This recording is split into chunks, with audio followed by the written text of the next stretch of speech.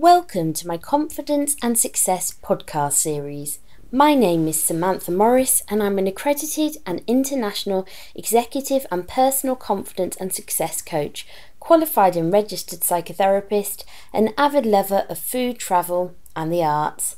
It's a privilege to be with you today and to be able to coach a wide variety of people, both within their personal and professional lives, to find clarity, direction, confidence and success.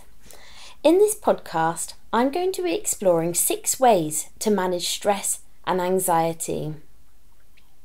Stress and anxiety can imprison anyone into feeling out of control, depressed, upset and anxious, and often it can have serious implications for our physical and emotional health, mindset, career and relationships, both with others and with ourselves. So, how can we start to positively challenge stress, soothe ourselves and feel empowered again? In this podcast, I've put together 6 tips to help you to combat stress and anxiety.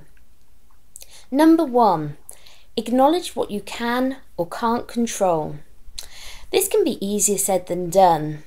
So, start to consider what you can and can't change. Can you control it or can't you control it? If you are worried, why are you worried? What is your fear? What is the risk of worrying?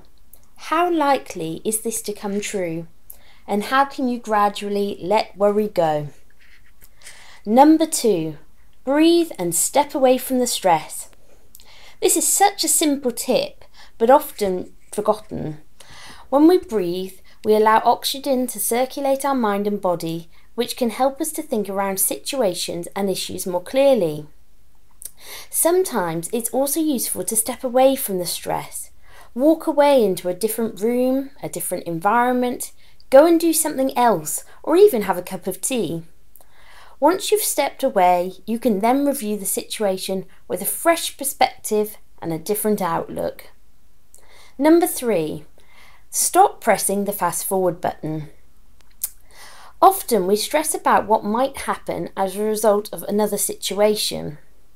In this situation, our thoughts and feelings can spiral out of control and fling us into a hypothetical future of what ifs. How many of you have actually experienced this? I know I have. This can leave us into feeling out of control, and before you know it, you can experience all the signs of stress, not to mention the sleepless nights and restlessness. Be mindful of the present and what you need right now. So next time you feel yourself pressing the rewind or the fast forward button, why not press the pause button? Number 4, reframe your thoughts. Often it's easy to jump to negative conclusions. Yet instead of believing why something may not happen or it might go wrong, reframe your thoughts to think how it might actually turn out to be all right or even great. Number 5, stay connected.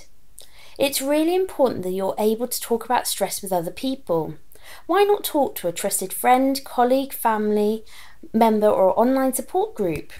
Sometimes just by voicing our feelings we can start to disempower our fears. However, whilst talking can be therapeutic, also remember to surround yourself with positive people rather than people who are naturally negative or who will drag you down into doubt with them. It's also important to remember that at the moment, especially with this coronavirus situation, we all have 24/7 news. We can get sucked into a spiral of anxiety. However, although it's vitally important to remain aware of what's happening in the world, it's also just as important to set boundaries and to limit your intake of any news to once or maximum twice per day. And finally, number 6, take positive action today. Ask yourself each day, what do I want to achieve? How do I want to feel? What would help me to feel more in control? And how can I take small positive steps towards this goal?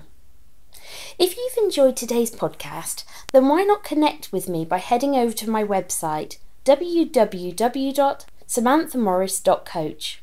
Here you'll be able to find out how coaching with myself can help you to thrive both in your personal and professional life.